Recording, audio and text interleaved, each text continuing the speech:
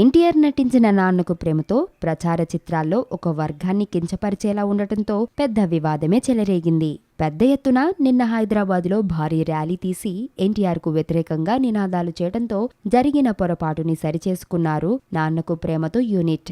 ఈ వివాదం మరింత ముదరకముందే స్పందించిన ఎన్టీఆర్ ఆ వర్గానికి క్షమాపణ చెబుతూ ఏ వర్గాన్ని కించపరిచే ఉద్దేశ్యం మాకు లేదని, కేవలం ఓ చిన్న అజాగ్రత్త వల్ల జరిగిన పొరపాటని, దాన్ని సరిచేశామని, మాకు అందరి మద్దతు కావాలని ఓ ప్రకటన రిలీజ్ చేశారు. జనవరి 13న రిలీజ్ అవుతున్న నేపథ్యంలో మరిన్ని వివాదాలకు ఆస్కారం ఇవ్వకూడదని భావించిన యూనిట్ వెంటనే స్పందించి జరిగిన పొరపాటుకి క్షమించమని కోరారు. వచ్చింది కదా అవకాశం, ఓ మంచి మాట అనుకుందా, ఎందుకు ఆలస్యం, అందర్నీ రమ్మందా.